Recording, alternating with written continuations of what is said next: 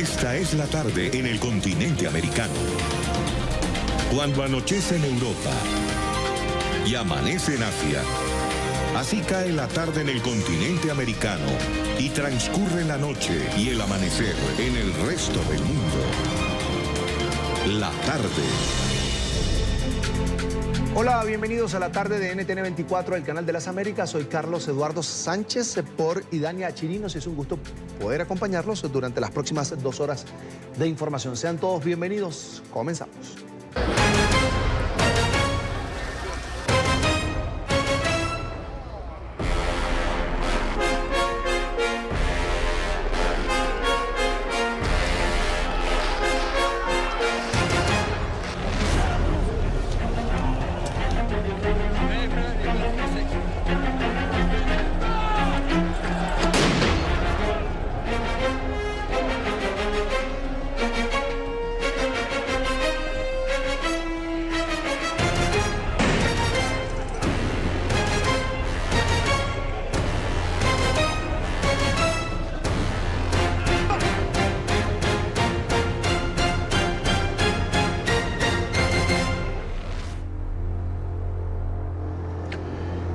En disturbios se terminaron las marchas convocadas en Francia durante la jornada de huelga nacional. Sindicatos de trabajadores se protestan contra la reforma al sistema de pensiones que impulsa el presidente Emmanuel Macron.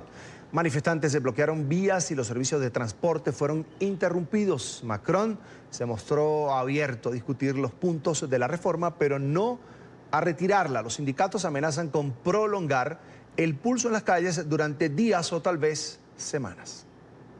Francia es escenario de una jornada de huelga nacional contra la reforma del sistema de pensiones impulsada por el presidente Emmanuel Macron.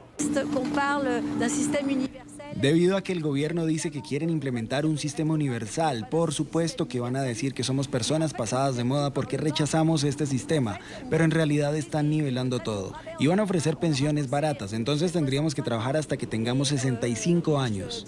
La movilización afecta a diversos servicios del país, incluyendo las operaciones en las terminales aéreas y las actividades en escuelas y hospitales. Alrededor del 90% de los trenes de alta velocidad que debían circular hoy fueron anulados y 10 de las 16 líneas del metro de París amanecieron cerradas. Cientos de vuelos fueron cancelados y la mayoría de las escuelas y colegios no abrieron sus puertas. En Nantes, al occidente del país, la policía disparó gases lacrimógenos contra los manifestantes que minutos antes habían lanzado proyectiles a los agentes. Los líderes de las movilizaciones han indicado que no abandonarán las calles hasta tener una oferta por parte del gobierno. Hasta que el gobierno haga un fuerte gesto para tener en cuenta lo que está sucediendo hoy, esto continuará, por supuesto. La reforma busca sustituir los 42 regímenes que existen en la actualidad por un sistema por puntos en el que cada euro cotizado dé los mismos derechos a alcanzar la jubilación y contempla con ello acabar con los beneficios de los que gozan trabajadores como los de la red metropolitana parisina de transporte. Nos acompaña a esta hora Eugene Richard, es analista política francesa, además docente e investigadora de la Universidad Externado de Colombia. Allí lo ve en pantalla. Una muy buena tarde, bienvenida a NTN 24. Buenas tardes. Entre otros cambios que propone esta reforma al sistema de pensiones, en este caso el gobierno del presidente Emmanuel Macron, está elevar la edad de 62 a 64 años para jubilarse y también modifica o propone un cambio que tiene que ver con eliminar los 42 regímenes para que una persona pueda optar por la pensión. Pasaría a uno solo, uno general, igual para todos. ¿Dónde está lo peligroso de esta propuesta del presidente Emmanuel Macron? Bueno, lo peligroso no sé, pero realmente lo que pasa es que Macron aquí está marcando una fuerte ruptura en la tradición francesa que efectivamente tiene unos regímenes especiales a la cual la gente y más que todos los funcionarios están muy apegados. Gente que trabaja en los trenes, en los aviones, en el sistema de transporte urbano de la ciudad de París, gozan de un cierto estatus que no quieren abandonar.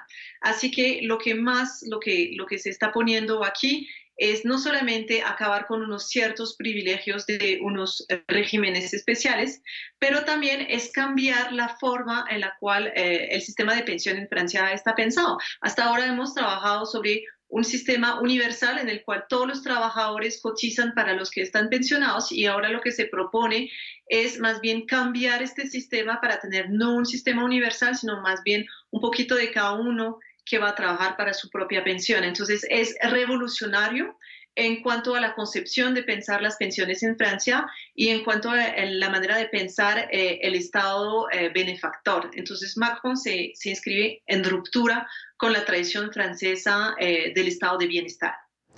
A ver, según la OCDE, Francia es uno de los países que más destina al gasto de pensiones, en torno al 15% es lo estimado del Producto Interno Bruto. En 2018, el sistema de pensiones tuvo un déficit del 0,1%, unos 2.900 millones de euros. Y ahora hay una alerta mayor. El Consejo de Orientación de Pensiones ha revelado que habrá un déficit de 10.000 millones de euros para 2022. El equilibrio hasta no se alcanzaría... 17. Sí, ahora... Hasta 17 para el 2025, es enorme. ¿Cómo hace un gobierno para soportar y maniobrar la situación social, pero afrontar esta realidad? Exacto, es una realidad y aquí tenemos una gran paradoja de la sociedad francesa. Si bien 7 franceses sobre 10 apoyan el paro, también la misma cantidad de gente dice que y reconoce que una reforma es indispensable. Es decir, que todos los franceses están de acuerdo en que tienen que hacer una reforma, pero no están de acuerdo para asumir el costo de esta reforma. En este momento, el sistema que tenemos en Francia ya no es más viable, porque tenemos toda esta generación de los que llamamos los baby boomers, que nacieron después de la Segunda Guerra Mundial, que están en la edad de jubilarse, y son muchísimos. Así que no tenemos tantos trabajadores para pagar las pensiones de todas estas personas. Así que el cambio del sistema universal que tenemos hoy en día es inevitable. Lo que no estamos de acuerdo en la sociedad francesa, en los que están haciendo el paro, es la manera con la cual el gobierno francés va a hacer esta reforma, que es necesaria desde un punto de vista demográfico y desde un punto de vista fiscal. Es un tema más político, es un mal momento, tal vez, para presentar una propuesta como esta. 33% de popularidad es lo que goza en este momento el presidente Emmanuel Macron. Además, usted lo decía muy bien, 7 de cada 10 franceses está contra la reforma, apoyan las movilizaciones. Fue un mal momento. Es un mal momento, no hay que olvidar que Emmanuel Macron desde hace más de un año se está enfrentando a los chalecos amarillos. Sí. Entonces hay una coyuntura dentro de la cual hay un cultivo, digamos, muy propicio a una rebeldía. Estamos con los chalecos amarillos, estamos antes de las fiestas de Navidad, en la cual la gente espera tener poder adquisitivo. Estamos en final de año, donde se va también a negociar la alza del salario mínimo. Entonces estamos en un momento en el cual se cristalizan, digamos, todas estas tensiones sociales. No hay que olvidar que los franceses, si bien confían en Emmanuel Macron para una serie de asuntos, como por ejemplo el manejo de las relaciones internacionales o el manejo de la economía, no confían en él para las reformas que son de cortes sociales. No piensa que es un presidente, digamos, que apoye políticas sociales. No olvidemos que Macron es una persona también que viene del sector privado y del sector bancario. Así que los franceses no confían en él para llevar a cabo una política de corte social. Señora Richard, quería también preguntarle, porque el presidente dice, estoy dispuesto a discutir los puntos, pero no a retirar la reforma. Le pregunto, ¿socializó lo suficiente el contenido de esta propuesta el presidente Macron? No hay mucha claridad exactamente en cuál es el texto que quiere proponer Macron y cuál es la propuesta, la contrapropuesta de los sindicatos. En Francia los sindicatos son muy poderosos y tienen la posibilidad de paralizar el país. Lo estamos viendo hoy en día, hay un tren de alta velocidad sobre 10 que está funcionando, hay poquitos aviones, hay poquitos metros, todo eso puede paralizar el país, y Macron sabe que si no cede en ciertas exigencias de los sindicatos, en este caso no tendría la posibilidad, digamos, de mover el país y este descontento social se le saldría de las manos. Yo creo que Macron tiene que hacer un ejercicio de equilibrio entre qué es lo que es viable fiscalmente para el país y qué hacer para contentar también a los franceses. No olvidemos que los franceses están... allá la huelga es casi un deporte nacional, entonces los franceses saben qué es hacer huelga y están dispuestos a defender un sistema de estado de bienestar, de la misma manera que Macron está dispuesto a defender esta reforma pensional que es inevitable y que además ha sido una promesa de campaña. Es decir, que Macron no le está mintiendo a nadie, dice necesitamos una reforma, los franceses saben que necesitan una reforma, pero no están de acuerdo sobre cuáles son los privilegios a los cuales pueden renunciar. Ahora, usted dice que es un momento para que el presidente Emmanuel Macron haga una pausa y busque la manera o qué hacer para contentar a los franceses. Y le pregunto, ¿qué campo de acción tiene para negociar? ¿Qué más en materia social puede negociar el presidente Emmanuel Macron con, por ejemplo, los trabajadores, los sindicatos franceses que usted dice son muy poderosos y pueden paralizar el país? Bien, esta reforma realmente tiene dos lados. Uno que tiene que ver con la supresión de los regímenes especiales y otro que tiene que ver con la duración de cotización de los trabajadores. Seguramente los sindicatos tendrán que renunciar en algo de los privilegios de estos 48 regímenes especiales, porque hay una serie de primas, una serie de consideraciones, por ejemplo, para los que trabajan en el sistema de trenes, que ya no tienen que ver con la realidad del país. Por ejemplo, tienen una prima porque antes los trenes andaban con carbón, entonces tienen una prima por riesgo de contaminación al carbón, que hoy en día ya no es relevante. Entonces, hay ciertas condiciones sobre las cuales los sindicatos sin duda van a poder, digamos, negociar. Por otro lado, hay el sistema de puntos. Emmanuel Macron está proponiendo que cada euro se vuelva un punto y que cada uno tiene que acumular cierto número de puntos para poder derecho a su pensión. Pero obviamente los puntos no van a ser los mismos si yo soy una persona que trabaja en una profesión liberal o si soy funcionario. Entonces aquí hay espacio para maniobrar entre Macron y los sindicatos. Y por última parte, lo que se puede negociar es la edad en la cual nos vamos a jubilar. Es que los franceses viven cada vez más viejos de buena salud. ¿Qué dicen los sindicatos? Es que no tenemos nada en contra de trabajar más y más viejos. Lo que pasa es que queremos poder gozar de nuestra pensión cuando estemos todavía en buena salud. Y hay unos trabajadores que son muy que agotan realmente físicamente a la gente y no los podemos mandar a pensionarse a la misma edad que una persona que tiene un trabajo que es menos agotador para que se pueda beneficiar de su pensión en buenos otros puntos que se pueden negociar. Bien, quiero agradecer a Eugene Richard, es analista política francesa, además docente e investigadora de la Universidad Externado de Colombia. Muchísimas gracias por estar con nosotros. Una feliz tarde para usted. Gracias. Y cuando son las 4:14 minutos de la tarde en la costa este de los Estados Unidos, damos una mirada, una revisión a otros temas de la agenda informativa del día. Es noticia la renuncia del ministro de Cultura de Perú, Francisco Petroczy. Su salida ocurre en medio de diversas acusaciones de censura en los medios públicos. El funcionario está inmerso en una polémica mediática debido a varios despidos que realizó en su sector. Petroczy es el tercer ministro que deja su puesto en un gabinete que fue renovado hace 2 meses por el presidente Martín Vizcarra.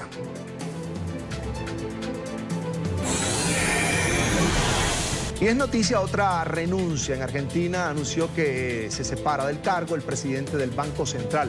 A 5 días del cambio de gobierno, Guido Sandleris afirmó que su dimisión será efectiva el mismo día que Alberto Fernández asuma como presidente del país suramericano.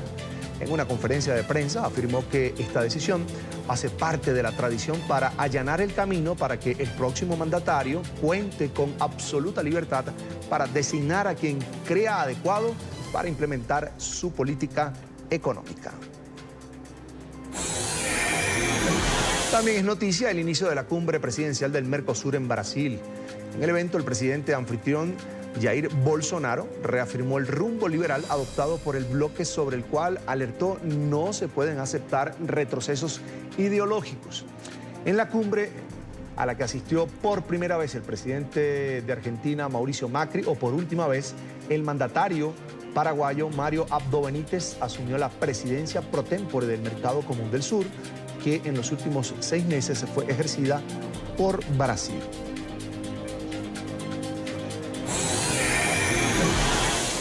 Es noticia también en Brasil la absolución de los expresidentes Luis Ignacio Lula da Silva y Dilma Rousseff en un caso por presunto desvío de dineros públicos al Partido de los Trabajadores. Lo señalaban de formar parte de una supuesta organización criminal que pretendía beneficiar ilícitamente a su movimiento político. La justicia determinó que no había elementos constitutivos de delito. Hace pocas semanas, Lula da Silva salió de la cárcel, pero sigue siendo investigado tras ser condenado por corrupción.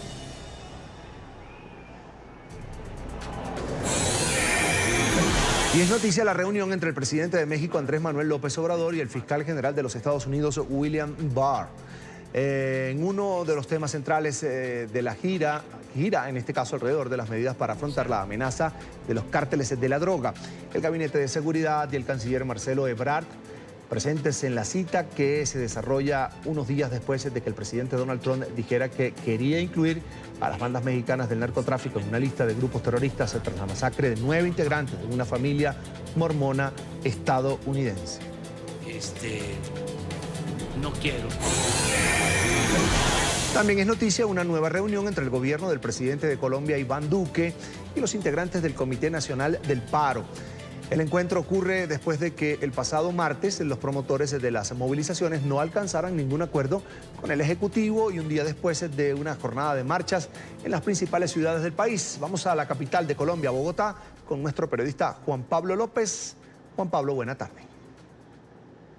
¿Qué tal? Un saludo, muy buenas tardes. Son las 4:18 de la tarde aquí en Bogotá, Colombia, en el noroccidente de la capital de Colombia. Acá se está llevando a cabo la reunión del Comité del Paro, del cual hacen parte cerca de 20 organizaciones, y el Gobierno Nacional, la Casa de Nariño. Se han sentado nuevamente a definir cuál va a ser la metodología de negociación y si hay o no esta negociación. El Gobierno Nacional insiste en que esto debe ser una conversación nacional, incluir a todos los sectores de la sociedad y no solamente los 13 puntos que han sido expuestos por el Comité del Paro. Sin embargo, el comité insiste en que el Gobierno Nacional debe darles un tratamiento exclusivo, sentarse en una mesa de negociación con reglas claras y una metodología clara y negociar con ellos cuál va a ser el futuro de esos 13 puntos que están sobre la mesa.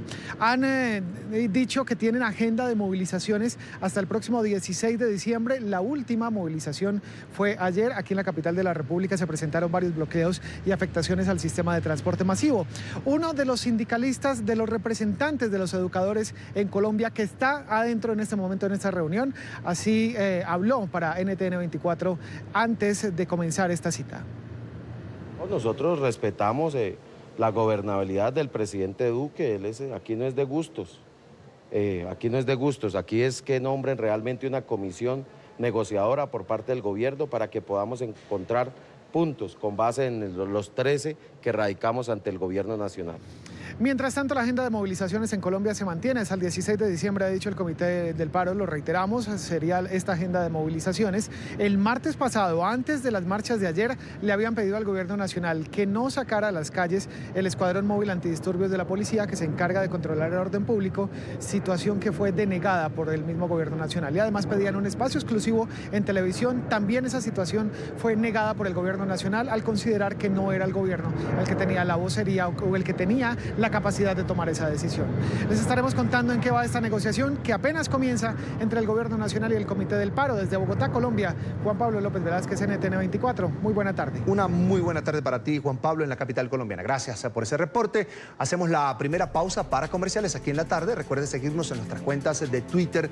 Ahí están apareciendo en pantalla @NTN24, @NTN24BE con información de Venezuela, y mi cuenta que es @CESánchezM. Al regreso, la presidenta de la Cámara de Representantes de los Estados Unidos solicitó formalmente al Comité Judicial la redacción de los cargos del juicio político contra el presidente Donald Trump. Tenemos eso y más en minutos aquí en la tarde. Quédese con nosotros.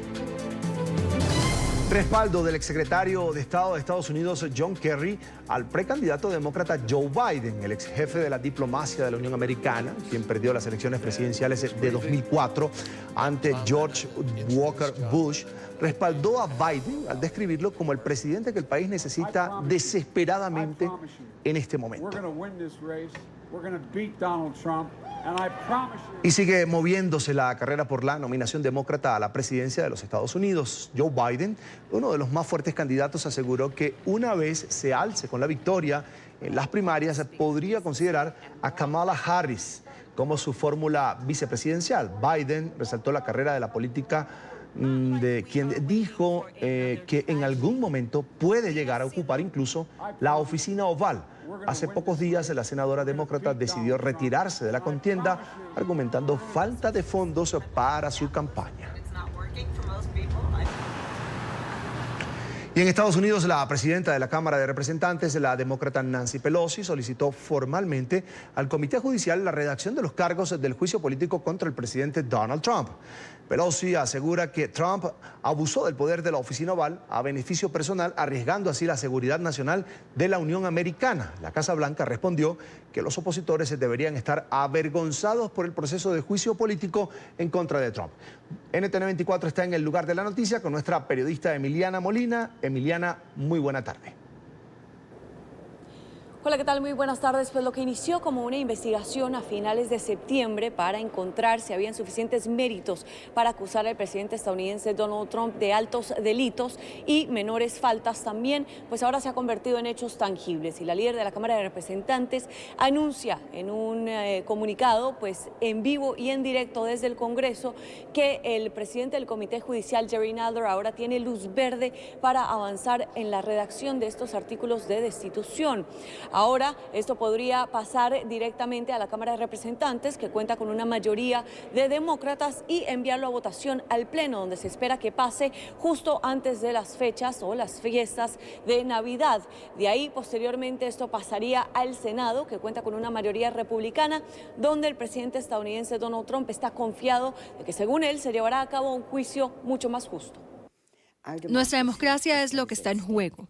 El presidente no nos deja otra opción que actuar porque está tratando de corromper las elecciones para su propio beneficio. El presidente ha cometido abusos de poder, socavando nuestra seguridad nacional y poniendo en peligro la integridad de nuestras elecciones. Los demócratas de la izquierda radical que no hacen nada acaban de anunciar que van a intentar destituirme por nada. Ya han renunciado a las ridículas cosas de Mueller, así que ahora se basan en 2 llamadas telefónicas totalmente apropiadas, perfectas con el presidente de Ucrania. Esto significará que más allá del importante y raramente usado acto de destitución, será usado rutinariamente para atacar a los futuros presidentes. Eso no es lo que nuestros fundadores tenían en mente. Lo bueno es que los republicanos nunca han estado más unidos. Ganaremos. Inmediatamente después del anuncio de Pelosi, representantes republicanos salieron a la defensiva del Ejecutivo, asegurando que no dejarán que este país sea liderado por socialistas y que aún no hay suficiente evidencia para comprobar que Trump tuvo malas conductas desde la oficina oval o abusó de su poder. Mientras tanto, algunos representantes demócratas aseguran que los republicanos se quedan sin argumentos para defender al presidente estadounidense Donald Trump y que más bien se están enfocando en cómo se están llevando a cabo las audiencias, porque simple y sencillamente no hay forma de defenderlo. Y vamos a seguir viendo lo que está pasando, lo que ha pasado, la evidencia al público. Queremos que todo el público reconozca lo que estamos haciendo. Aquí no se trata de secretos. Aquí lo que estamos tratando de hacer es defender la democracia, defender la ley de los Estados Unidos. Usted puede estar de acuerdo o en desacuerdo con el señor, pero no justifica acusaciones para una destitución. Yo soy un investigador, estoy en el comité de supervisión y he estado en las audiencias. Estudié la supuesta evidencia como investigador y les puedo decir desde un punto de vista objetivo que ellos no tienen evidencia para redactar artículos de un juicio político. Y ya se decidió la fecha para las próximas audiencias, que se llevarán a cabo en el comité judicial el próximo lunes. Mientras tanto, aún no está claro qué tipo de artículos serán incluidos en esta redacción, pues no está claro si se van a enfocar simplemente en la llamada del mandatario estadounidense Donald Trump el 25 de julio con su homólogo ucraniano Volodymyr Zelensky, donde ese condiciona supuestamente la ayuda militar y la visita a la Casa Blanca a cambio de una investigación en contra de los Biden, o si también van a incluir artículos sobre la investigación del fiscal especial Robert Mueller, que tardó unos 2 años en culminar y donde se destacó que el mandatario estadounidense Donald Trump tuvo varios esfuerzos por obstaculizar la justicia. Esta es toda la información que tenemos desde Washington. Emiliana Molina para NTN 24. Emiliana, gracias. Una muy buena tarde para ti, por supuesto, en la capital de los Estados Unidos. En esta parte nos acompaña José Aristimuño, estratega demócrata, además presidente de Now Strategy. Señor Aristimuño, una muy buena tarde. Bienvenido a NTN 24. Muchísimas gracias. Es un gusto.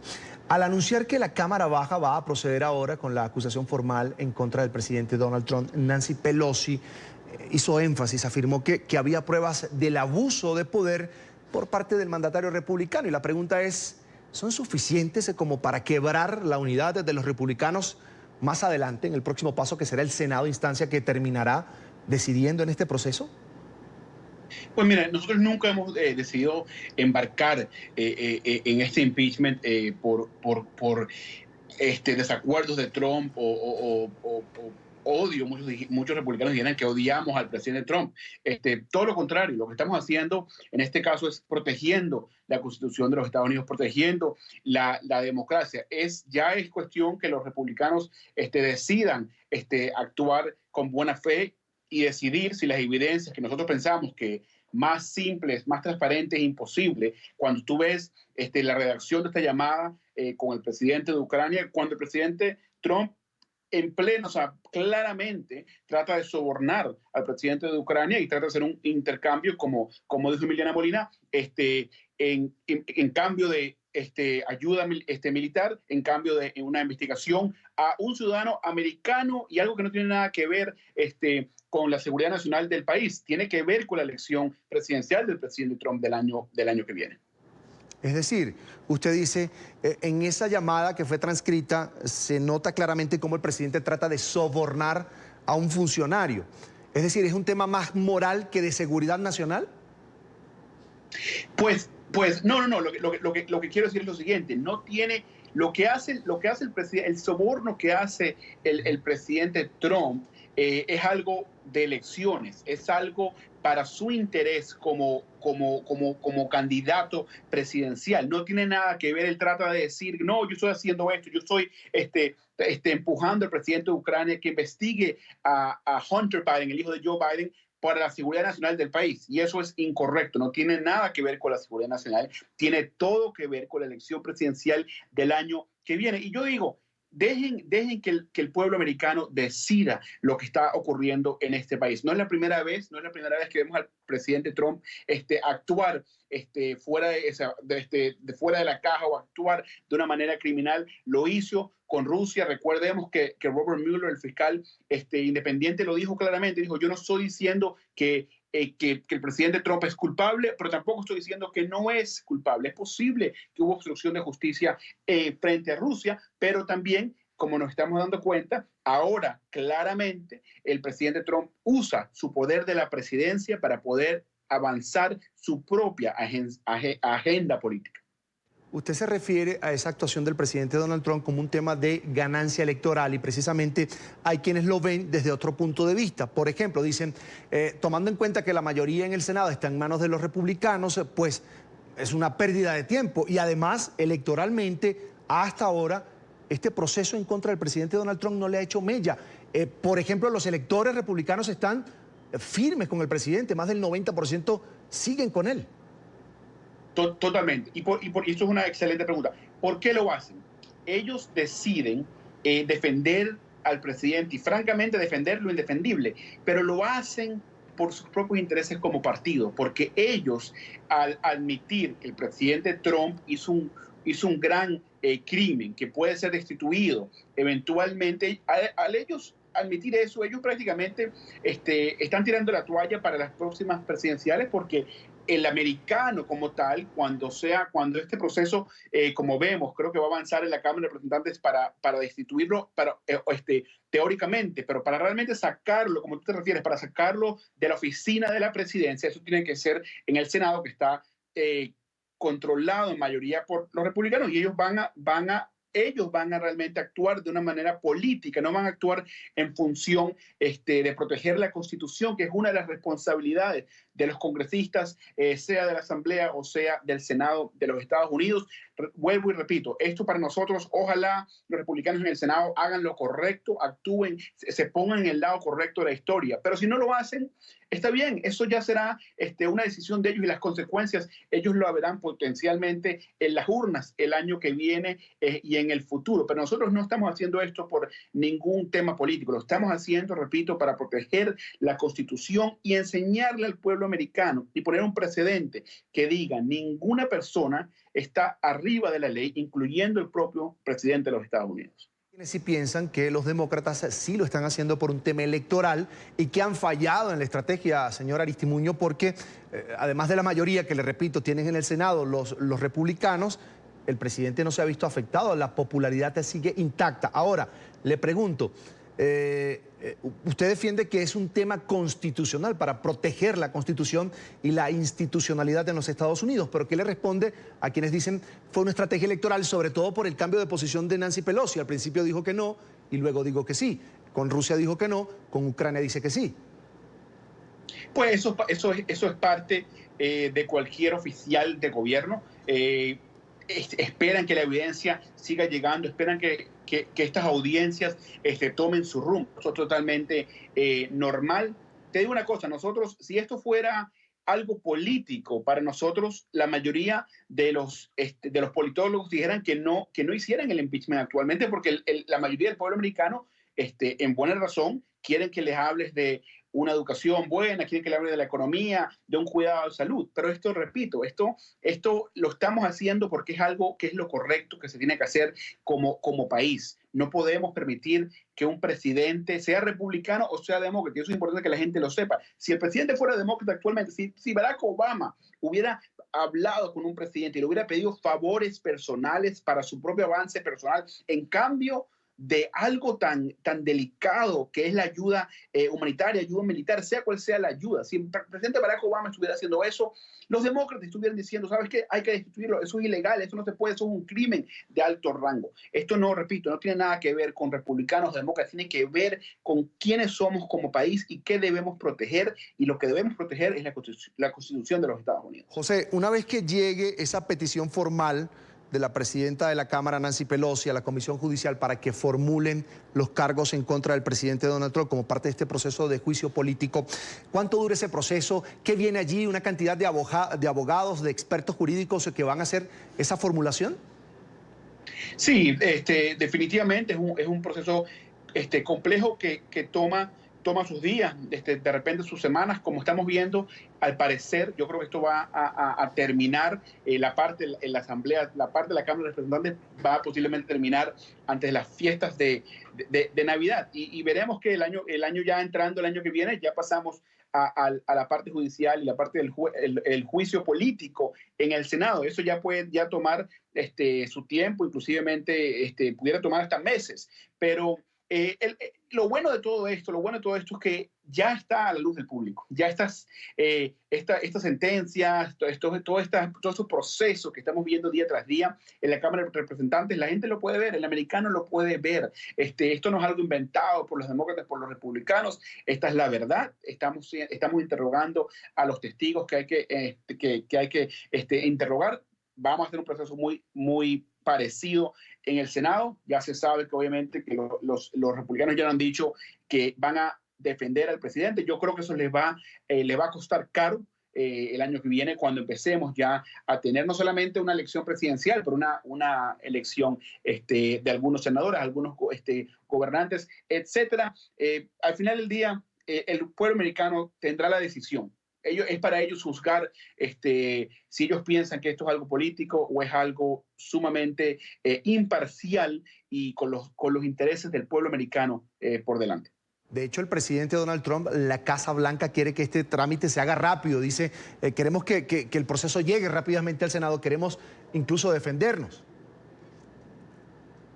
Pues mira, ellos pueden decir lo que quieran, obviamente que van a decir que quieren defenderse, pero es difícil que un presidente como lo es el presidente Trump, que no nos muestra su salud financiera, que ha mentido, que hizo una conferencia de prensa con Vladimir Putin ya hace un tiempo, y un reportero le preguntó si los rusos se habían metido en las elecciones, cuando ya es obvio que se metieron en las elecciones del 2016, y Trump dijo que él no sabía nada, porque no tenía el coraje, no tenía la valentía de enfrentarse a Vladimir Putin y decirle, usted, señor presidente, se metió en nuestras elecciones y no lo vamos a tolerar. No lo hizo, porque a veces pareciera que el presidente Trump tiene los intereses de los rusos, o en vez del propio pueblo americano. es sumamente triste, es sumamente triste. Yo creo que le va a ir bien mal el año que viene.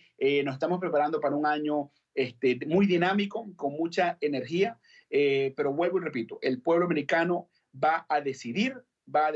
Es la primera vez en mucho tiempo que vemos un presidente que actúa de la manera que actúa, rompiendo reglas de todo tipo, en todo tipo de sector gubernamental. No solamente él, pero las personas, su grupo. Vemos a Rudy Giuliani, el exalcalde de Nueva York, está en problemas criminales también. Actualmente está en Ucrania haciendo que, quién sabe, el presidente Trump se reúne o está rodeado de gente muy cercana a la corrupción y lamentablemente se parece a veces, el presidente Trump pareciera que fuera mucho de los presidentes que actualmente tenemos en Latinoamérica. José, aprovecho esta oportunidad y con esto cierro para preguntarte qué impacto ha tenido la entrada de Michael Bloomberg a la carrera presidencial demócrata.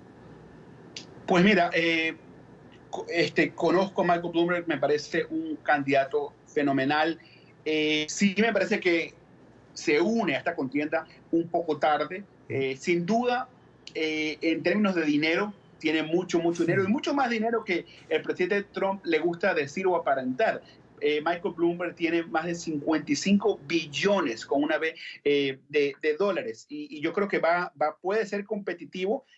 Como ya sabemos, no va a competir en Iowa, no va a competir en New Hampshire. Se está preparando lo que conocemos en Estados Unidos como el Super Tuesday, el gran martes, y está más enfocado en otros estados como la Florida, Michigan, etcétera. Vamos a ver qué pasa.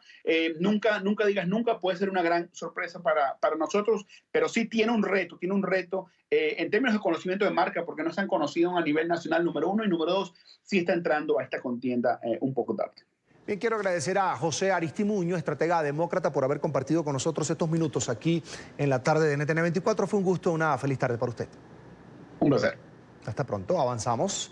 Donald Tusk, el presidente del Partido Popular Europeo, causó controversia este jueves con un mensaje en la red social Twitter. Publicó un texto acompañado de esta fotografía que ya van a ver, con un gesto en el que aparenta estar disparando por la espalda a Donald Trump.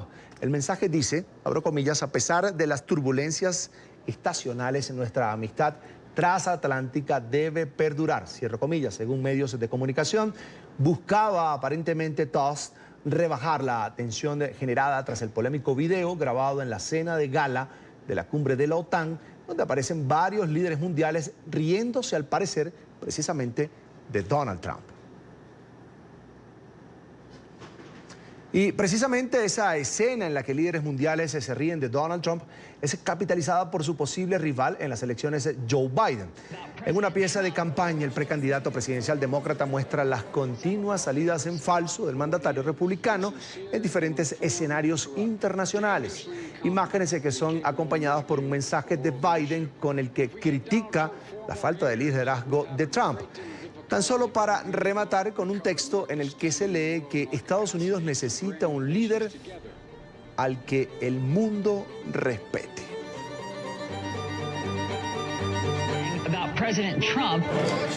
Y la administración del presidente Trump pidió recortar fondos en programas de alimentación. La medida afectaría a unas 3 millones de personas en Estados Unidos. El gobierno busca aumentar los requisitos para las personas y grupos familiares que aplican a estos beneficios. La noticia desde Miami con nuestra periodista Paola Serna. Paola, buena tarde.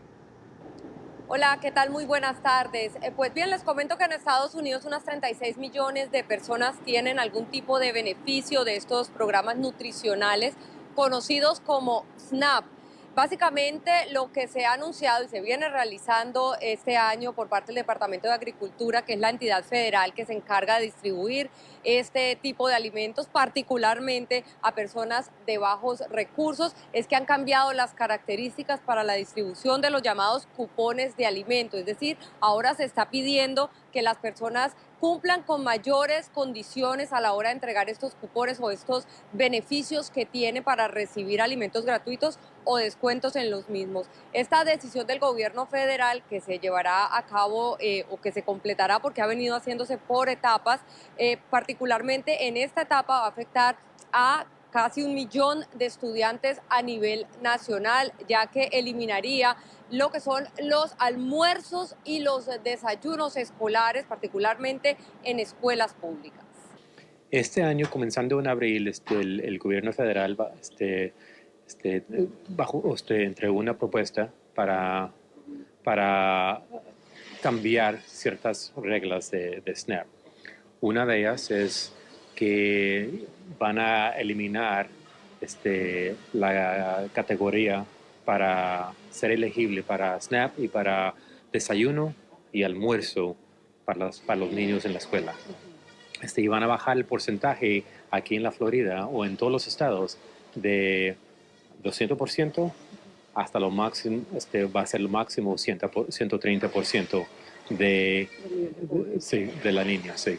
El Departamento de Agricultura advirtió que alrededor de 700.000 personas, es decir, un 2% de quienes reciben estos cupones de alimento, dejarían de tener esta opción y muchos dependen de ello para terminar el mes. 40 años aquí, fueron 40 años que no paré ni un día de trabajar.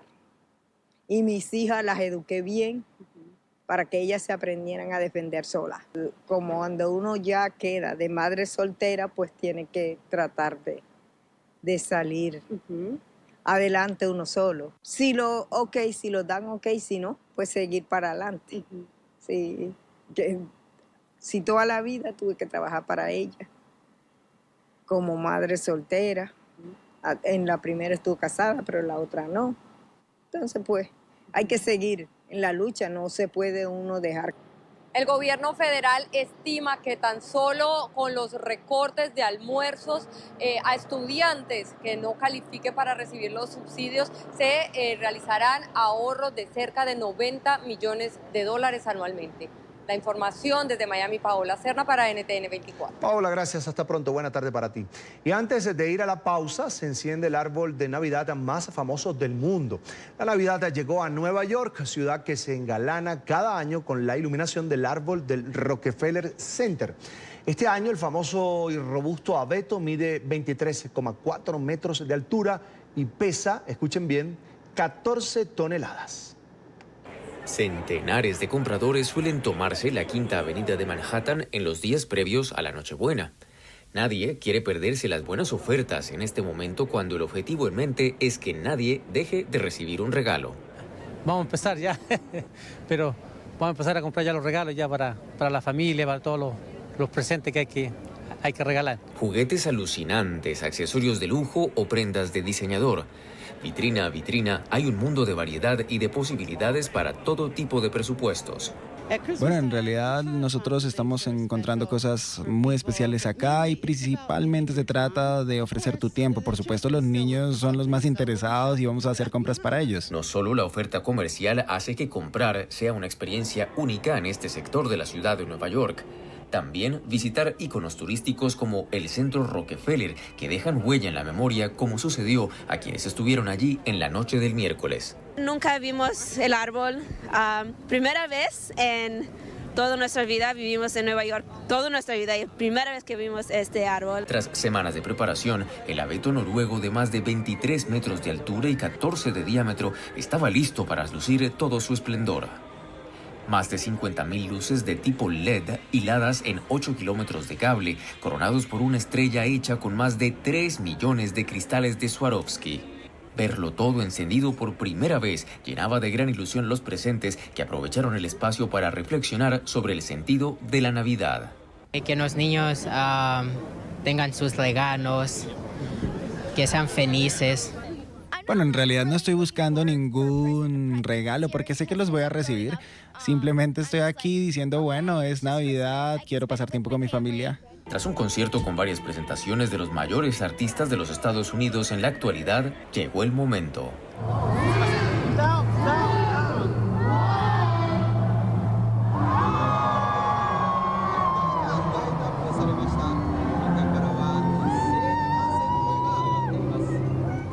La edición número 87 del árbol de Navidad del Centro Rockefeller permanecerá encendido a partir de ahora hasta el próximo mes de enero, entre las 6 de la mañana y la medianoche, con una única excepción, el próximo 24, en Navidad, cuando iluminará este espacio por 24 horas. Desde la plazoleta del Centro Rockefeller en Manhattan, les informó Alejandro Rincón, NTN 24. Tiempo de una nueva pausa para comerciales aquí en la tarde y al volver, alerta sanitaria en Venezuela por cuenta de la malaria, enfermedad que había sido erradicada hace 70 años y que en 2019 vuelve a aparecer. Quédese con nosotros. En Venezuela, sectores sociales abogan por una salida electoral que aclare el panorama político. Sin embargo, explican que el principal obstáculo es la falta de voluntad de los sectores políticos, principalmente del régimen de Nicolás Maduro, que hoy controla los mecanismos de participación y pone trabas a las reformas propuestas por la Asamblea Nacional. El siguiente es un informe de Luis Laya desde Caracas. Para sectores de la sociedad civil venezolana, las elecciones se han convertido en la única salida posible que evite la violencia. Sin embargo, en un país donde el autoritarismo ha tomado el poder, pareciera faltar el elemento más importante para alcanzarlas, la voluntad política. Porque esta crisis implica que se les fue de las manos a los actores políticos.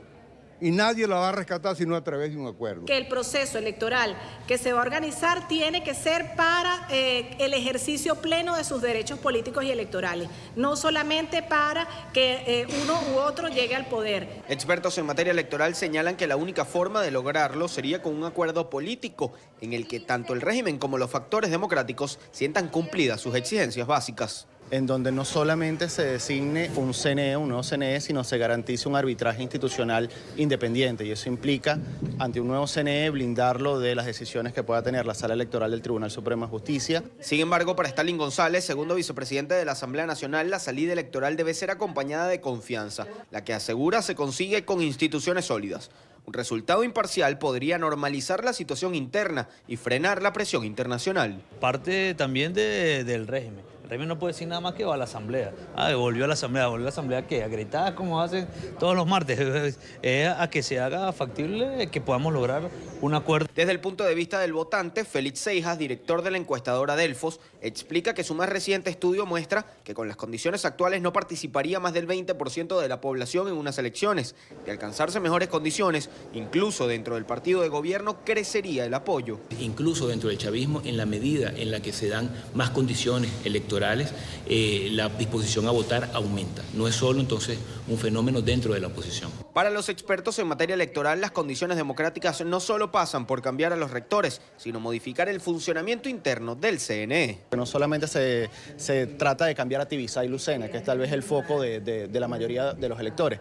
Implica los 5 rectores principales, los 3 rectores suplentes, los directores de línea de áreas sensibles como automatización, registro electoral, informática, los 23 directores regionales, poder controlar el plan República el día de la elección, es decir, ese arbitraje electoral institucional. Señalan que todas las propuestas que resulten, principalmente las de las condiciones justas, serán llevadas a la Asamblea Nacional y a todos los partidos políticos. Indican que las representaciones de las distintas tendencias políticas deben ponerse de acuerdo, pues los ciudadanos no participarían en unas elecciones de forma masiva si no se dan las condiciones. Desde Caracas, Venezuela, para la tarde de NTN 24, Luis Alejandro Laya. Seguimos hablando de Venezuela. La crisis de los servicios públicos es uno de los principales problemas que resienten precisamente los venezolanos. Una encuesta difundida por la empresa consultora Mega Análisis revela que un 83% de la población se queja por las fallas constantes. El 82% de los encuestados dijo que no recibe agua potable de manera continua y un 42% tildó de pésimo el servicio eléctrico. El estudio se efectuó en los 22 estados y el Distrito Capital. Quiero saludar a esta hora a Rubén Chirino Leáñez, es el vicepresidente de la firma encuestadora venezolana Mega Análisis. Allí está en pantalla. Rubén, bienvenido, buena tarde. Gracias por atendernos. Una buena tarde, Carlos. Un placer estar aquí en el programa. Siempre cuando se trata de analizar un estudio de Mega Análisis, el tiempo nos queda corto. Voy a comenzar rápidamente con la primera lámina porque son varios temas: político, social, económico. El servicio de agua, ya lo adelantábamos, fue una de las preguntas que ustedes le hicieron a los venezolanos. ¿El servicio de agua potable llega todos los días y de manera continua a su casa? Ahí está la lámina con los resultados, Rubén. 82.1% no, Carlos, solo el 17.4% tiene un servicio de agua continua. La mayoría de los venezolanos, una aplastante mayoría de venezolanos, requiere de alternativas para compensar este déficit. Los suministros, en un desglose que tenemos interno, y no podemos publicar por lo extenso que sería la pregunta, los suministros varían en periodos de tiempo bastante largos y extensos, por lo que los venezolanos tienen que apelar a técnicas de almacenamiento de agua que complican desde el punto de vista de salubridad la vida cotidiana en Venezuela, siendo un caldo de cultivo ideal para todas las cantidades de enfermedades que hoy vemos. Esto es un problema muy grave y una crisis desde el punto de vista sanitario preocupante que nos lleva a un estado de deterioro social, un retraso inmenso. Ahora, hablamos también en la siguiente lámina, le pido a producción que me ayude por favor, sobre energía eléctrica en la actualidad. ¿Cómo definiría usted el suministro de energía eléctrica a su comunidad y a su casa? Hay tres alternativas: estable, que es la A, con suministro continuo, sin cortes y con voltaje normal; irregular, que es la B, con cortes inesperados y algunas alzas y bajas del voltaje; y C, pésimo. Rubén, ahí están los datos en pantalla. Correcto, 42%, Carlos, lo califica como un servicio pésimo, servicios con cortes frecuentes, altas y bajas constantes, con apagones que duran horas. Un 35.8% lo valora irregular, o sea, también hay variaciones en los voltajes, también hay cortes inesperados. Solo un 22.1% lo valora de manera estable. Y estamos hablando que el punto que es otro desglose, que aquí está, nosotros tenemos material interno, pero por lo extenso, como te dije en la anterior pregunta, no lo podemos publicar. El desglose que tenemos de la geolocalización de estas valoraciones dan que la gran cantidad, la extensión territorial del país es la gran afectada. El 22.1% se concentra en la región políticamente más importante de Venezuela, que es la capital. El resto es el que sufre y padece los embates de un servicio eléctrico que es de naturaleza precaria y bueno, como en el caso del agua, también nos retrotrae a un nivel de deterioro social y socioeconómico del siglo XIX prácticamente. Rubén, precisamente por la crisis de los servicios públicos, por la crisis de medicinas, de alimentos, es decir, de empleo, la gente ha tenido que salir de Venezuela, y esta es otra consulta que le hizo Mega Análisis a los venezolanos. ¿Tiene usted algún familiar que haya migrado a otro país en los últimos 2 años? Ahí está la lámina en pantalla, Rubén. Esta pregunta, Carlos, lleva la precisión de que si ese familiar vivía en la casa y pertenecía al núcleo familiar directo, y es un 58.9% que tiene ese caso. Estamos hablando que el 60% de las familias, aproximadamente casi el 60% de la familia venezolana, tiene un familiar, un integrante directo de su familia que vivía dentro de su casa, que vivía con él, no un familiar lejano, un familiar cercano que está fuera del país. Esto te dibuja un panorama dantesco, un panorama preocupante, en donde lo que es el fundamento de una sociedad, que es la familia, está fracturada. 6 de cada 10 familias están separadas en una mínima o mayor cantidad de miembros de ellas, pero está separada por la distancia, está fracturada por el producto de la migración. Esto es un valor preocupante y que debe llamar a la reflexión a quienes pueden revertir esta situación y pueden permitir que las condiciones que obligan a migrar no sean otras, sino no sean las que en Venezuela se generan esta condición, que es esta precariedad de servicios, la situación económica, en fin. Esto es algo preocupante. Una parte del problema que están viviendo algunas familias y algunos venezolanos, que son problemas también psiquiátricos, psicológicos, la gente afectada por la crisis, y además tiene que enfrentar que el papá se vaya, que la mamá se vaya, o que un hermano se separe también en otro núcleo familiar. Es decir, una situación totalmente de caos a veces en la parte sentimental para el venezolano, y está llevando precisamente a que la gente esté sufriendo problemas mentales, problemas de ánimo, de salud. Es monstruoso el número. Es monstruoso el número. Estamos hablando de que 6 de cada 10 familias. Imagínate lo que es en un mes como el que estamos que ya comenzó, que es un mes familiar, que es un mes que llama a la unión familiar, que 6 de cada 10 familias venezolanas, 60 de cada 100 o 600 de cada 1000, como lo quieran entender, para que puedan proporcionarlo en sus mentes, está dividida, está separada. Eso es algo dramático y muy triste. Pasamos a la siguiente lámina, porque habla de los países a los que han migrado los venezolanos. La pregunta exacta fue: ¿a qué países han migrado sus familiares? Se aceptó la mención de varios países por entrevista. Ahí está en pantalla la lámina, Rubén. El país que más menciones recibió fue Colombia, 39.13 menciones. Hablamos de que en un núcleo familiar, por eso es que hay varias menciones por cada entrevista, en un núcleo familiar, los miembros que han migrado a distintos países. Y el país que más recibió menciones fue Colombia, con 39.13, seguido de Perú, Chile, luego Estados Unidos con 21.74, España 17.39, el único europeo que aparece en esta lista, Argentina, Ecuador, México, Panamá, Brasil, Uruguay, República Dominicana con 1.65. Otros países acumulan 1.30. Nos damos cuenta que la cercanía es la prerrogativa en el caso de Colombia, Perú, al igual que Chile, y luego aparece los que tienen la posibilidad, ya sea por el pasaporte y la condición familiar o por alguna posibilidad profesional, Estados Unidos y España. Pero como nos podemos ver, buena parte de los venezolanos están en todas partes del mundo y en cantidades importantes.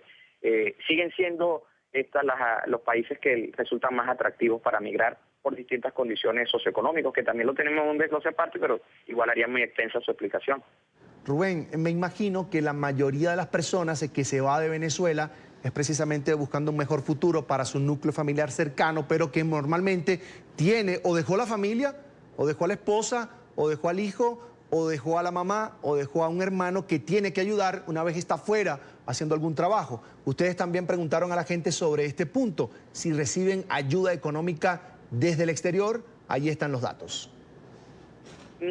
Estos datos, Carlos, nos dicen que el 74.2% de la encuestada nos respondió que no reciben ayuda económica, 25.7% que sí la reciben. En un primer momento nos pareció poco bajo el número, esperábamos un número más alto, tomando en consideración la cantidad de familias que se encuentran afectadas por el caso de la migración. Pero también tenemos que considerar distintas variables que pueden ponderar en esto, entre ellas, evidentemente, la posibilidad real de poder ayudar desde países en donde la posibilidad económica y los trabajos que se tienen en realidad no le permiten al migrante tener la potencialidad económica de poder coadyuvar a un país como el caso de Venezuela o a sus familiares en un país como el caso de Venezuela, cuya inflación ya hoy día consume hasta la misma equivalencia del bolívar dólar. Entonces, la situación no es tan fácil, la posibilidad de ayudar. No obstante, 25.7% sigue siendo un número respetable, que 25.7% de los ciudadanos de un país dependan de la ayuda de sus familiares fuera, se explica que hay una buena parte del país que no tiene manera de sostenerse. No significa que los otros 74.2 sí pueden hacerlo, simplemente no tienen la posibilidad de recibir esa ayuda, o quienes están fuera no tienen la posibilidad de hacerla, entre otras causales que también haría muy extenso explicarlo, pero básicamente ese pudiera ser una de los primeros razonamientos. Rubén, ¿definitivamente la dolarización en Venezuela avanza o no? Sé que hay una pregunta que hicieron a los venezolanos sobre este punto, con qué frecuencia la gente en su economía familiar tiene que utilizar dólares. Ahí está la lámina en pantalla. Sí, se le preguntó a los venezolanos con qué frecuencia se podían usar dólares y 53.9% dice que nunca los usa. Pero aquí viene lo importante, un 30.8% lo hace, no muy seguido, con mucha frecuencia, 7.9%, y los utiliza todo el tiempo, 7.3%. Eso suma 46 puntos porcentuales. Estamos hablando de que casi la mitad del país, con poca, mucha o con total frecuencia, emplea la moneda extranjera dólar para poder costear los gastos familiares. Esto si lo comparamos con la pregunta anterior, debe llamar algo la atención. Es la presencia de una diferencia de unos 21 puntos aproximadamente, y llama la atención, no la tenemos aquí también en pantalla, que es una información desglosada, y es el uso de la moneda en efectivo, transferencia, en fin. Hay un dinero que está en Venezuela que no viene de fuera, hay dólares en Venezuela que no vienen producto de remesa, y eso son parte de la economía diaria de estas familias, pero de que avanza la dolarización, avanza y a un ritmo bastante acelerado, Carlos. Rubén, nos queda una lámina más del tema social, de lo que toca directamente a la familia, de lo que toca directamente al padre o madre de familia que debe enfrentar la crisis a diario. Y la pregunta exacta fue, ¿usted ha sido beneficiado directa o indirectamente con medicinas, comida, por algún plan internacional de ayuda humanitaria? ¿Qué dijo la gente? 85.5% no, Carlos. Solo un 7.9% dice haber recibido o haber sido beneficiado de algún tipo de plan internacional de ayuda humanitaria. Un 6.5% dice no saberlo, quizás recibió algún tipo de ayuda, pero nunca supo de dónde provenía. Entonces nos conseguimos que el grueso del país, las distintas iniciativas de ayuda humanitaria, los distintos planes de ayuda humanitaria que en Venezuela se están aplicando desde el exterior, desde el punto de vista práctico, no están siendo efectivos. Los venezolanos no están recibiendo esa ayuda, no están siendo beneficiados. Tenemos otras preguntas que no les incluimos, como te he dicho ya en otros momentos, producto de lo extenso que sería la encuesta, pero los venezolanos, el tema de la ayuda humanitaria, los planes no están funcionando como debe ser, no están siendo vistos como debe ser por los venezolanos y bueno, esta ha sido una necesidad de principio de año, la ayuda humanitaria, y estamos llegando al último mes del mismo y 85.5 nunca la ha visto. No ha pasado nada en términos generales con la ayuda humanitaria, no más allá de publicidad, comentarios, pero desde el punto de vista pragmático, los venezolanos no la han recibido aún. Así nos lo contestan. Rubén, como la crisis venezolana es social, económica y política, de aquí en adelante entramos en el terreno político como tal. Pregunta que hizo Megaanálisis en esta encuesta a los venezolanos. Después de transcurridos 10 meses, ¿usted aún cree, confía y apoya a Juan Guaidó? Ahí están las alternativas en pantalla con los datos, Rubén. Mira, las alternativas eran, sí, aún creo, confío y apoyo a Guaidó. No, ya no creo, no confío ni apoyo a Guaidó. Nunca creí, nunca confié ni apoyé a Guaidó. 68.5% ya no cree, ni confía, ni apoya a Guaidó. Quiere decir que sí lo llegó a hacer. Como en principios de año lo dijimos y publicamos de muchos meses atrás, cómo esta tendencia se estaba afianzando, una tendencia a descender. Un 68.5% del principio de año creyó en él, ya hoy no. Nunca creyó en él, 12.9%. Sí creen aún en Guaidó y confían y apoyan a Guaidó, un 10.3%.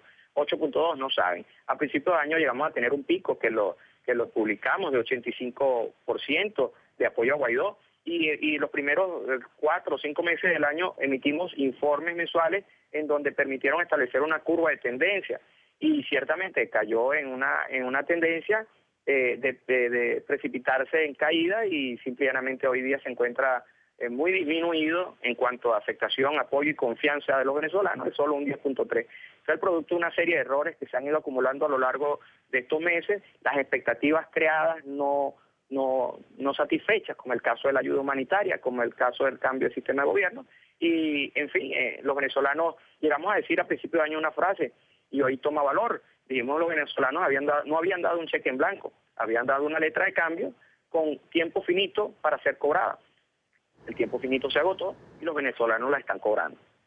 Pasamos a la siguiente lámina, tiene que ver con el señor Nicolás Maduro Moros. Después de 6 años en el poder, ¿usted aún cree, confía y apoya a Nicolás Maduro? Las opciones fueron las mismas. Sí, aún creo, confío y apoyo a Maduro. No, ya no creo ni confío ni apoyo a Maduro. Nunca creí, ni confié, ni apoyé a Nicolás Maduro. Ahí están las opciones y los datos, Rubén. 45.3% nunca confió, ni apoyó, ni creyó en Nicolás Maduro.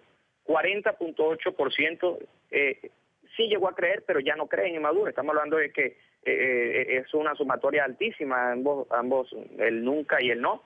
Y aún creen y confían en Maduro un 8.7%. No saben 5.1%. El desgaste también, son 6 años de gobierno y en los últimos 3 un agravamiento de una crisis económica que lo ha llevado a un nivel de rechazo elevadísimo. De hecho, es una de las expectativas que tenían los venezolanos era el cambio de gobierno, depositadas esas esperanzas en Juan Guaidó. Al no generarse, evidentemente pasó factura a Guaidó, pero Nicolás Maduro sigue siendo la pieza de tranca en cuanto al deseo de los venezolanos. Lo rechazan, nunca no lo apoyan y solo 8.7% creen en él. Parece mentira que con un 8.7% de apoyo siga en el poder en Venezuela. Esas son las cosas que en Venezuela pasan, Carlos, que han hecho de este país, bueno, centro de atención del mundo. Todavía eso es quizás algo de lo que más preocupa y hace sentir a los venezolanos, el hecho de saberse que están en un gobierno de tan baja popularidad y el que tan poca fe se le tiene. Pero como venezolanos que somos, sabemos que los venezolanos al final es el poder, el que tiene el poder lo ejerce y lamentablemente en nuestro país eso ha sido así. Entonces, Guaidó, cuando tenía el apoyo, no tenía el poder, ahora no tiene el apoyo y tampoco tiene el poder. Maduro nunca ha tenido el apoyo durante el año, pero siempre ha tenido el poder y sigue estándolo. Y la gente no quiere nada que hacen que eso sea así. Rubén, la gente no quiere nada con el socialismo. En lo absoluto, 87.1% considera que esta ideología, que el socialismo no va a sacar a Venezuela de la actual crisis económica, política y social. O sea, eso te puede, solo un 7.7 cree que sí, 5.1 no sabe. Estamos hablando de que un país, la inmensa mayoría de los venezolanos está solo. Está mientras dos bandos políticos o dos figuras políticas en dos bandos políticos que son amplia minoría, se disputan un poder, pero la crisis económica, la crisis social y una ideología política altamente rechazada tienen a los venezolanos entrampados. Rubén, ¿cómo está la imagen de la Asamblea Nacional de Venezuela, que está ocupada mayoritariamente por la oposición al régimen de Nicolás Maduro? Hicimos esa pregunta, Carlos, si había confianza, si usted confía, apoya a la Asamblea Nacional opositora, para que no exista duda que no es la constituyente y que fue electa en diciembre del 2015. 85.3% no confía y ni apoya en la Asamblea Nacional, 11.4% sí aún cree en la Asamblea Nacional, 3.2% no sabe. Al igual que Guaidó, de hecho la Asamblea Nacional traía desde hace 2 años atrás un saldo negativo, desde los momentos en que las N cantidad de veces que llamaron al diálogo, los ejercicios de los periodos de Barbosa, de Julio Borges, fueron trayendo, junto con el mismo segundo mitad de año de Henry Ramos Ayú, trajeron un desgaste político hacia la Asamblea Nacional que también generó altas expectativas y no produjo ningún resultado diferente. Ofrecieron cambio de cola, cambio de gobierno, no iban a haber más colas, cambio de gobierno y mira, 4º año, vamos a empezar el 5º y el juego sigue igual. Desde el punto de vista de los venezolanos eso trae rechazo, molestia, no perdonan los venezolanos el que no se le haya cumplido. Y aquí está la particularidad del caso venezolano o de los venezolanos. La gente no cree en el socialismo, no quiere a Nicolás Maduro, tampoco cree en la Asamblea y quiere que Nicolás Maduro y el chavismo se vayan del poder. Vamos a ver en los datos. ¿Usted quiere que Maduro y el chavismo se vayan del poder? 86.6% respondió que sí, Carlos. Es un deseo, tanto como la ayuda humanitaria. Esto es un clamor que en nuestra curva desde el principio de año fuimos construyendo y en la medida que fuimos emitiendo estudios se fue generando un histórico y el deseo porque Nicolás Maduro y el chavismo dejen el poder no merma, está siempre aproximado a los 90, en algunos casos más álgido, en algunos momentos más álgido llegó a superar los 90. O sea, es un deseo. Ahora, ese deseo no se ha satisfecho, al igual que el deseo de recibir ayuda humanitaria tampoco se ha satisfecho, y entonces quienes eran los llamados a hacer realidad ese deseo mayoritario de los venezolanos no lo hicieron, por ende cobra fuerza el rechazo y pasa factura el desgaste político, amén de los errores de mercadeo político que no son competentes o no tienen pertinencia en un momento en donde un país clama soluciones contundentes a un problema social humano. La mercadotecnia política hay que saberla manejar para no chocar y no disociarse de la realidad, que es lo que terminó sucediendo con el sector opositor. Siguiente pregunta. ¿Usted está dispuesto a salir a protestar si es convocado por Juan Guaidó y la Asamblea Nacional? Los datos en pantalla. Esta es una resultante de lo que venimos hablando, Carlos. 84.8% no tiene la disposición de salir ante un llamado de Juan Guaidó. Solo un 10.9% sí. Todas aquellas manifestaciones no las volveremos a ver mientras las condiciones se mantengan igual. Los venezolanos no atenderán estos llamados.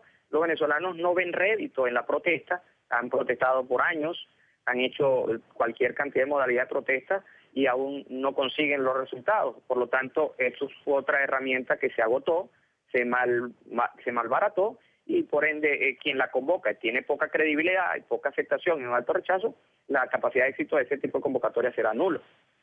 Cierro con esta pregunta, Rubén. ¿Usted cree que existen acuerdos y negocios ocultos entre la Asamblea Nacional Opositora y el chavismo? Esta pregunta es contundente y dibuja mucho lo que pasa en la mente y en el corazón de los venezolanos. 72.6% cree que sí existen negocios ocultos y acuerdos ocultos entre la Asamblea Nacional Opositora y el chavismo. Solo un 18.1% cree que no, 9.2% no sabe qué responder. Simple y llanamente, Carlos, los venezolanos se encuentran solos, una vasta mayoría de venezolanos se encuentran solos en la oscuridad, entrampados en una diatriba política de dos minorías ideológicas, como el caso de la socialista, y otra minoría política, como el caso de la Asamblea Nacional, que no dio los resultados. Todos consideran, o 72.6%, mejor dicho, considera que esos sectores se mantienen en este juego de sombras, en este ring virtual, para mantener sus acuerdos y negocios ocultos, mientras el pueblo, como vimos hace un rato, 82% no tiene agua, más del 80% no tiene electricidad, el 60% de la familia está fracturada, mientras que los políticos hacen el juego que les conviene a ellos y no el que le conviene al pueblo. El pueblo sigue siendo la gran víctima y sigue esperando que lo que deseó desde siempre, cambio, la salida del gobierno, la entrada de ayuda humanitaria y que se haga justicia en el país, sean eventos que sucedan, pero no terminan de aparecer. Rubén, la gente no confía en Guaidó, no quiere a Maduro, quiere que se vaya del poder. El socialismo, la gente no quiere saber nada del socialismo, no confía en la Asamblea, quiere que Maduro se vaya, no saldría a protestar, llamado por Juan Guaidó, por supuesto, por la Asamblea Nacional y otros dirigentes políticos del país, y por supuesto dice que hay desconfianza en lo que ha sido el rol de los líderes políticos que en el 2015 fueron elegidos para un cambio político en Venezuela. Yo cierro con esto. Lamentablemente no hay un líder que concentre el clamor de los venezolanos en este momento en ese fin, en un cambio político, en una salida a la crisis económica, política y social. Carlos, el problema de los venezolanos ha sido ese, la espera de un líder, la espera de un Mesías, y bueno, el hecho está en que mientras Lainó, como en el deporte, en el béisbol o en el fútbol, mientras Lainó siga igual, el juego seguirá igual. Se necesita un remozamiento de las imágenes, una manera diferente de hacer política y de hablarle al pueblo, poner en primera instancia las necesidades de los venezolanos, hablarle con la verdad a los venezolanos, recobrar la confianza, y eso implica cambio de jugadores, cambio de Lainó, cambio de estrategia, en sí partir de la verdad, de la realidad y las necesidades que tienen las mayorías. En el momento en que se da la espalda a las mayorías, estos son los resultados. En pantalla, Rubén Chirino Leáñez, el vicepresidente de la firma encuestadora venezolana Mega Análisis. Rubén, siempre un gusto conversar contigo. Saludo a tu padre, una muy buena tarde. Con gusto. Un abrazo, Carlos, un placer, siempre un placer. Buena tarde. Sigue la emergencia en Venezuela por el aumento en los casos de malaria. Este año, 400.000 personas resultaron contagiadas con la enfermedad. Médicos y especialistas del país unen sus voces para alertar sobre la grave situación. Este es un informe de nuestro periodista en Caracas, Oliver Fernández. 50% de los casos de malaria que se han registrado en el continente están en Venezuela. El país retrocedió a los años 40 en el combate de esta enfermedad. Si tú sumas los 500.000 casos primarios de Venezuela, más los 200.000 casos de Brasil, más los 20.000 casos de Perú, más los que se producen que llegan a Estados Unidos, que vienen de otras partes, eso suma el total de casos. Cuando tú sumas ese total de casos, y tú ves, y es un gráfico que está en el World Malaria Report, tú encuentras que el 50% de esos casos son de Venezuela solamente. 80% de los casos se registran en el estado Bolívar, al sur de Venezuela. El régimen de Maduro no ha invertido ni $1 para controlar la enfermedad. Son focos que pueden prenderse y pueden tardar 5, 10 o 15 años en volverse a apagar nuevamente.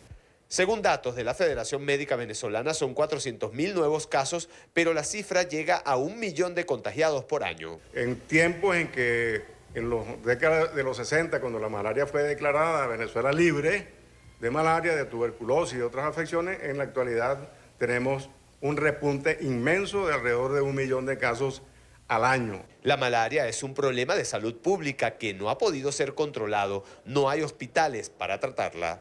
Los hospitales del sistema de salud, de sanidad y todos los pertenecientes de alguna manera a entes públicos se encuentran en cierre técnico, de manera que esta emergencia humanitaria compleja se ha convertido en algo que no ha sido manejado. Hay decepción dentro de los hospitales. La ayuda humanitaria solo fue una propaganda política. La ayuda humanitaria se olvidaron de ella.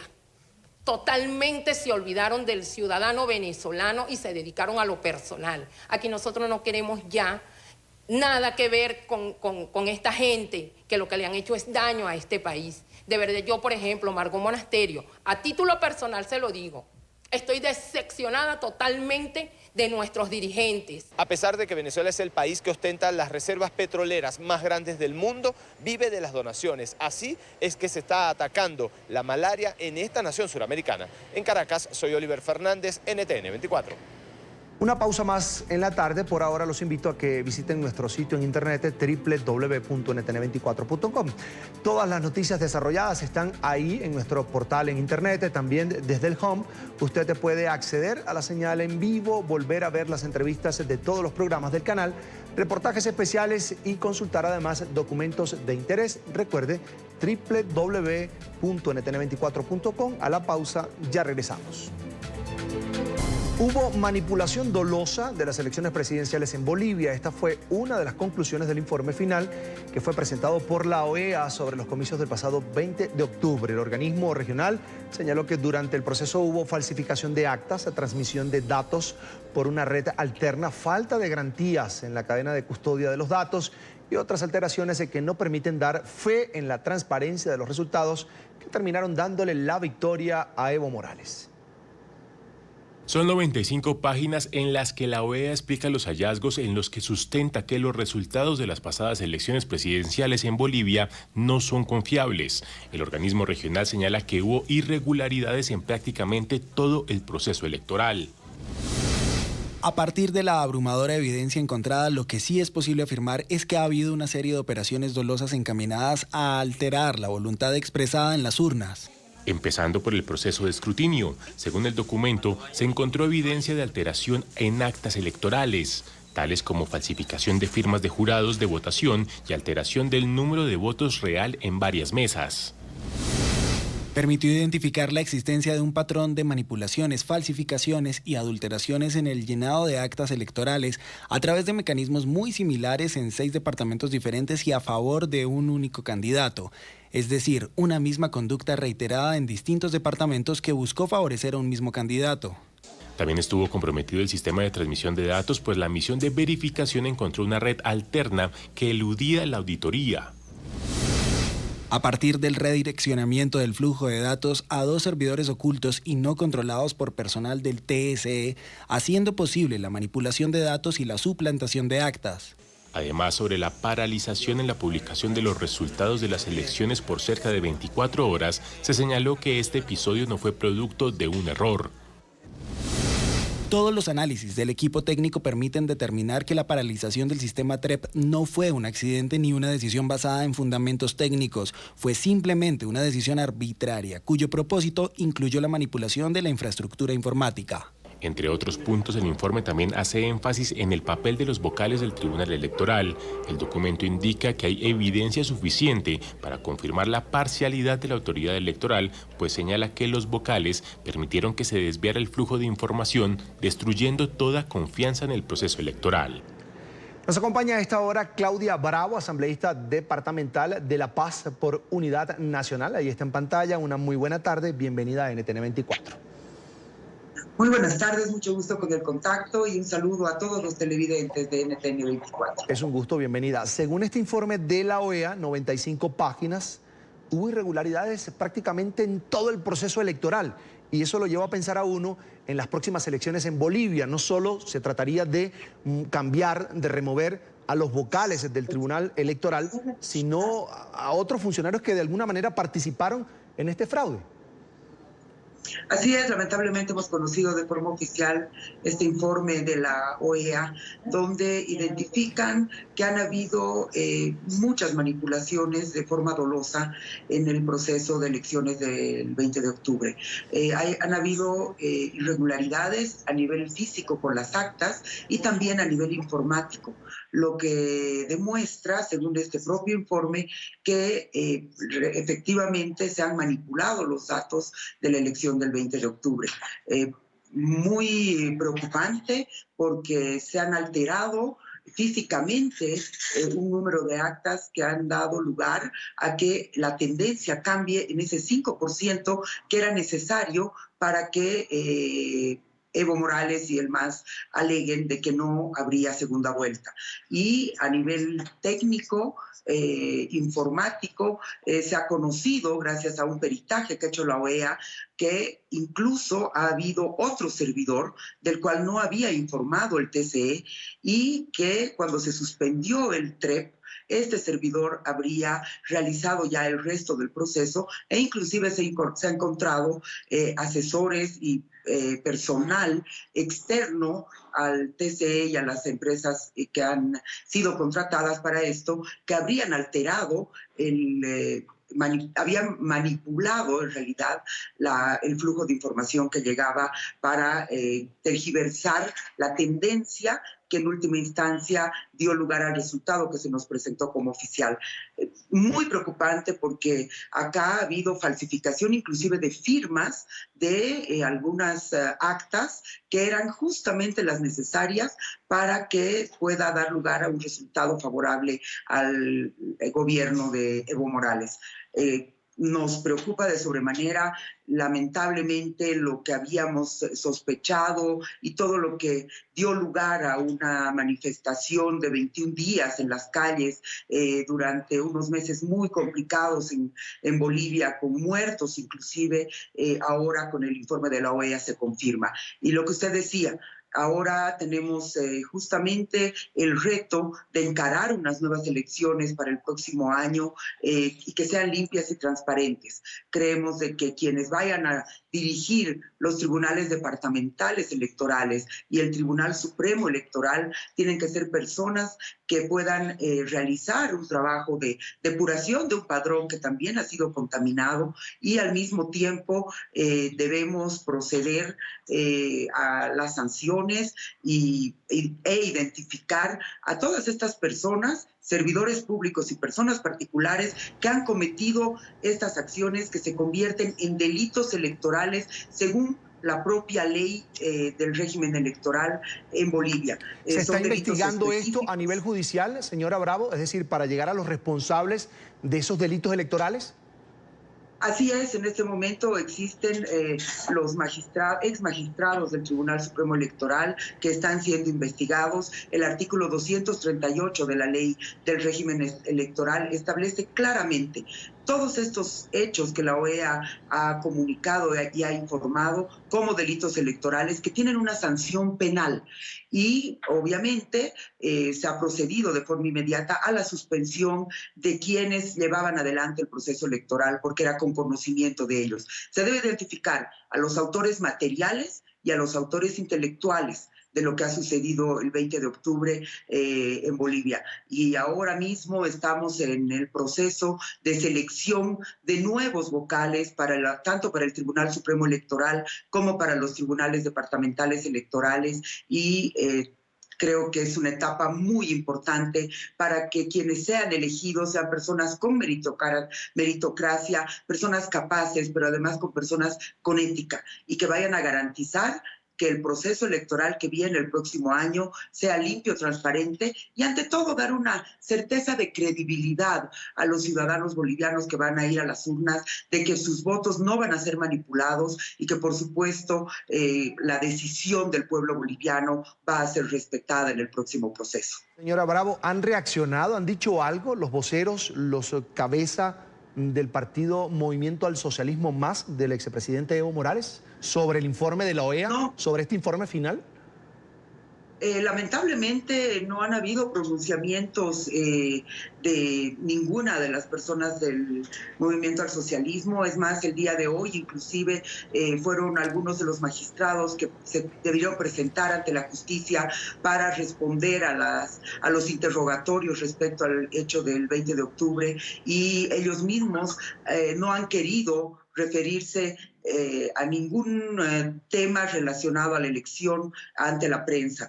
Creemos de que este es un indicio más de que hay culpabilidad. Un informe de la OEA que refleje de forma tan escandalosa lo que ya habíamos nosotros denunciado es realmente preocupante. Han habido quema de actas y creemos de que las personas que han cometido estos hechos tienen que ser sancionadas, y además como una muestra de que en Bolivia a partir de hoy se van a respetar las normas y que vamos a encarar procesos electorales con personas probas y con gente que vaya a manejar esto de la forma responsable que merecemos. La depuración del padrón va a ser una de las principales medidas que tendrá que tomar luego de la convocatoria para la próxima elección los nuevos vocales de los tribunales electorales, y creemos de que es ahí donde la gente va a poder confiar nuevamente en que la próxima elección va a ser transparente. Señora Bravo, con tanto por hacer en esta justa y pedida a gritos reestructuración del Poder Judicial en Bolivia, ¿cree que se van a hacer elecciones antes de que finalice enero, por ejemplo? Yo creo que no es posible que sea en enero. Estamos justamente, como le digo, estoy en este momento en la Asamblea Legislativa Departamental, donde estamos recibiendo las postulaciones para quienes vayan a querer ingresar al nuevo Tribunal Electoral Departamental de La Paz, por ejemplo, en este caso. Y lo mismo está sucediendo en todas las asambleas departamentales de Bolivia, en los 9 departamentos y a nivel nacional para el Tribunal Supremo Electoral. Este es un proceso que culmina con la selección de las ternas de vocales el 15 de diciembre. Vale decir que estaría pasando para la selección y la elección ya de los vocales definitivos en la Asamblea Plurinacional recién la semana posterior, el 16 de diciembre. Estas personas que vayan a ser elegidas, calculamos que cerca al 20 de diciembre, muy poco antes de las fiestas, tienen que ya conformarse a las plenas para realizar la convocatoria a las elecciones del próximo año. Y por supuesto que vamos a esperar a que sean ellos quienes analicen las posibilidades técnicas, sobre todo, para garantizar unas elecciones transparentes. Bien, quiero agradecer a Claudia Bravo, asambleísta departamental de La Paz por Unidad Nacional, por haber compartido estos minutos con nosotros aquí en la tarde de NTN 24. Señora Bravo, gracias, una feliz tarde para usted. Las gracias a ustedes, un saludo nuevamente y siempre atenta para informar lo que sucede aquí en Bolivia. Hasta pronto, gracias. Una pausa más aquí en la tarde de NTN 24. Quédese con nosotros en Twitter, @la tarde NTN 24, y mi cuenta personal, @CESánchezM. Ya regresamos.